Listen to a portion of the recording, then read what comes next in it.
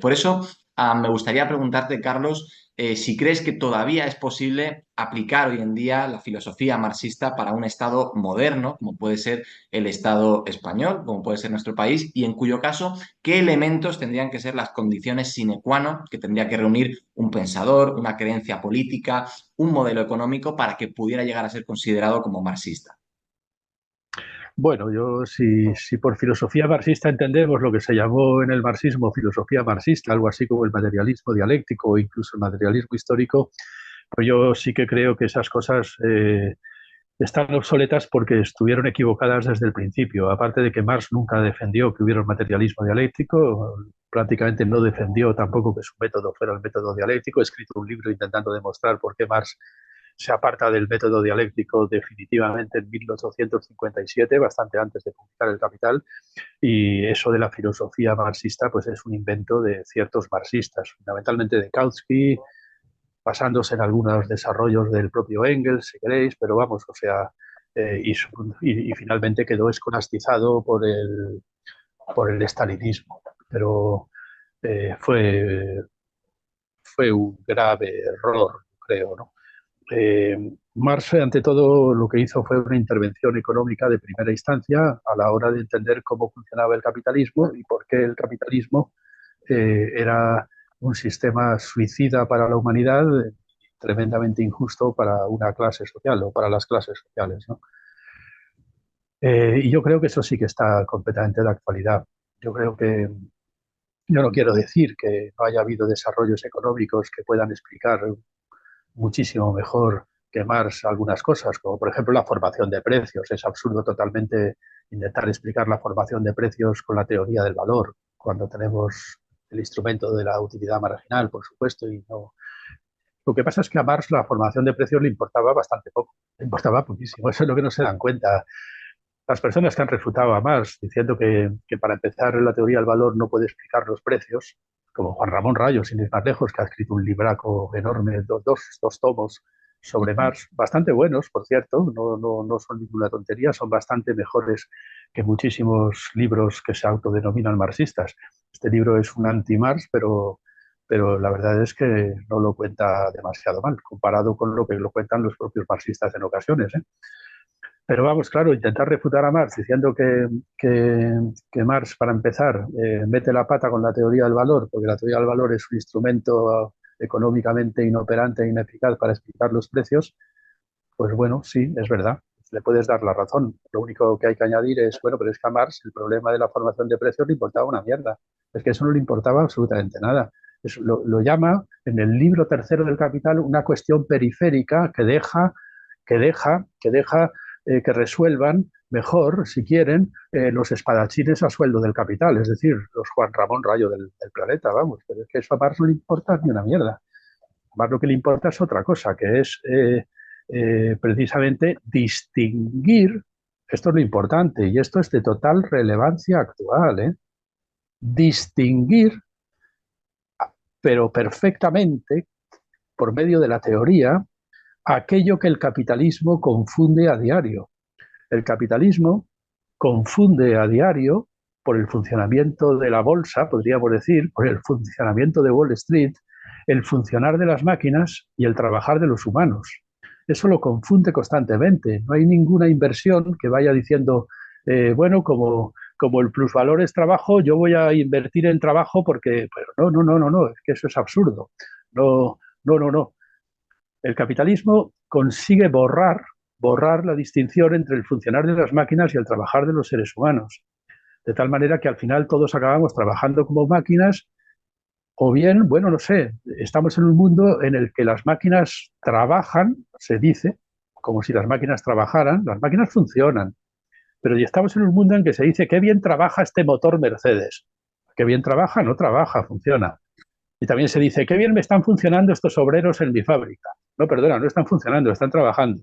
Bueno, esta distinción es la que el capitalismo consiste en borrar todos los días. Y por supuesto es la distinción que tú dices, bueno, pues si quieres, la hacemos. Bueno, no, pero es que hacerla conlleva hacer una serie de cálculos que es los que hace Marx en el Capital y que es los que Juan Ramón Rayo y compañía nunca tienen en cuenta. que es precisamente pues, todas las tasas de plusvalor, etcétera, etcétera, que Marx está estudiando ahí. Porque a Marx lo que le interesa no es el problema de la formación de precios, es el problema de cuánto está trabajando la sociedad y cuánto está funcionando, y cuánto está trabajando para que funcione y cuánto podría liberar tiempo libre en lugar de trabajar para que funcione la reproducción ampliada de capital. Son otra serie de cálculos completamente distintos. Son, por ejemplo, el cálculo fundamental actualmente, vital para el ecologismo, que es cómo podríamos conseguir parar la economía, cómo conseguiríamos una economía capaz de decrecer una economía que fuera posible que fuera más despacio e incluso una economía que retrocediera, porque hay que decrecer, no solamente hay que crecer más despacio. Bueno, pues estos cálculos que hay que hacer para hacer eso, resulta que sí coinciden muchísimo con los cálculos de Marx. Al contrario, que ciertos cálculos que los economistas neoclásicos y los economistas convencionales hacen constantemente, que son los cálculos de cómo conseguimos crecer este año un poco más que el año anterior. A ellos les interesa el crecimiento, pero es que a nosotros, como marxistas, no nos tiene por qué interesar el crecimiento y como ecologistas, mucho menos. Lo que nos interesa es otra cosa.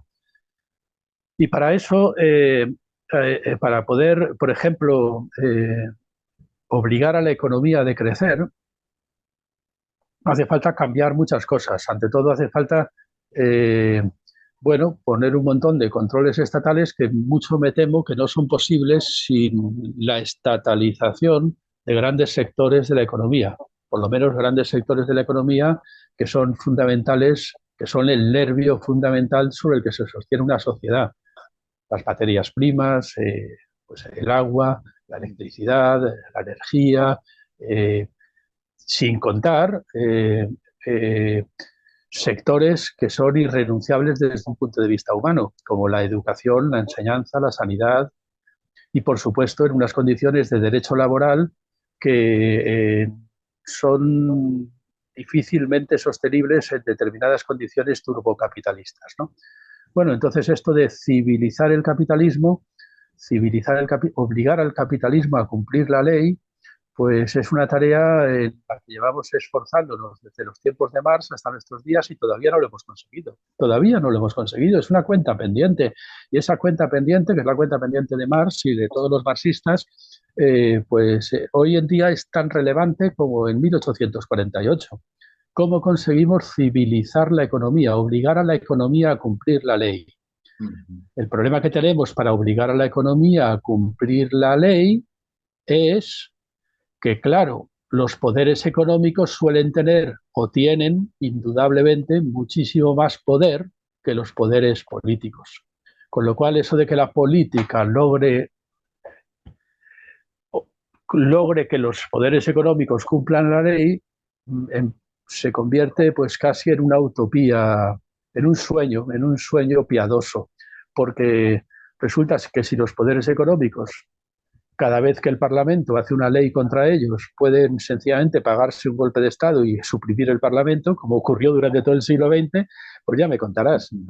Los poderes, ¿cómo conseguir que el poder político, como quiso la Ilustración, tenga más poder que los poderes económicos? Ese es el gran dilema. Y ese dilema, yo creo que ese dilema sí que es necesario pensar un poco como Marx para poderlo resolver.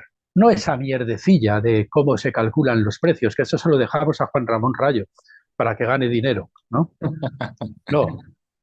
Nosotros lo que queremos saber es cómo logramos que los poderes económicos cumplan la ley.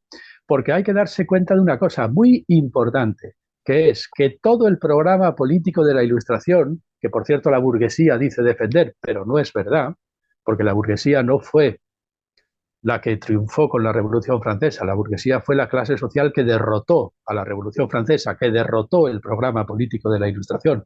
Fue la clase social que guillotinó a la Ilustración, al guillotinar fundamentalmente a Robespierre, como simbólicamente lo podríamos poner ahí. Entonces, la, todo el programa político de la Ilustración, y además te voy a decir, no solamente de la Ilustración de derechas, de izquierdas, sino también de la Ilustración de derechas, todo el programa político de la Ilustración depende de que el Estado, ya que hablábamos del Estado, sea un poder con respecto al cual ningún otro poder pueda ni siquiera intentar medirse.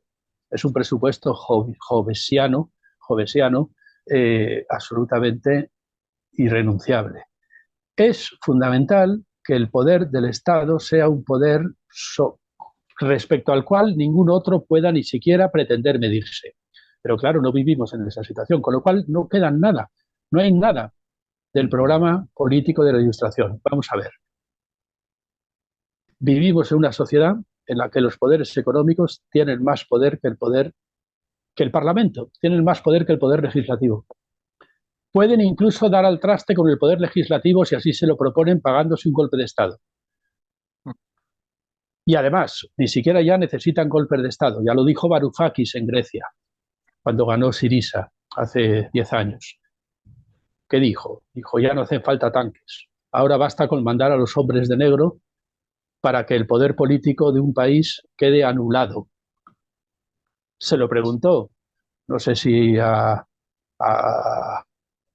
no sé quién, a Junckers, me parece, en el Eurogrupo, le preguntó Varoufakis, ¿me está usted diciendo que un país con una deuda externa, con una deuda, un país endeudado, no debería de convocar elecciones? Porque claro, si lo que me está diciendo es que si tienes una deuda, que todos los países tienen deuda, no deberíamos convocar elecciones, pues entonces lo que me está diciendo usted es que se acabó la democracia. Entonces, no sé, si las elecciones tienen que servir para algo, tendrán ustedes que aguantar el que me hayan nombrado ministro de Economía a mí, pero tuvo que dimitir muy poco tiempo después, igual que dimitió en Alemania en 1998 Óscar Lafontaine. A Óscar Lafontaine, que también era un ministro de Economía de izquierdas, eh, ¿cuánto duró Óscar Lafontaine? Un mes. Le reunieron con la casa Chrysler y con la casa Mercedes y con el Bundesbank y le dijeron en Alemania y le dijeron, aquí tienes tu acta de dimisión, o firmas inmediatamente tu dimisión o la casa Mercedes se fusiona con la casa Chrysler y se deslocaliza a Estados Unidos. ¿Quieres hundir la economía alemana? No, pues claro, firmó su dimisión. ¿Pero esto qué quiere decir? ¿Esto qué quiere decir? Que el poder político está arrodillado frente a los poderes económicos y ese problema no lo hemos resuelto todavía, no lo hemos resuelto. Y por tanto, del programa de la Ilustración, en principio no queda nada, en el sentido de que es toda una pura fantasmagoría. No vivimos en una democracia parlamentaria, vivimos en una dictadura económica con una fachada parlamentaria, que no es lo mismo.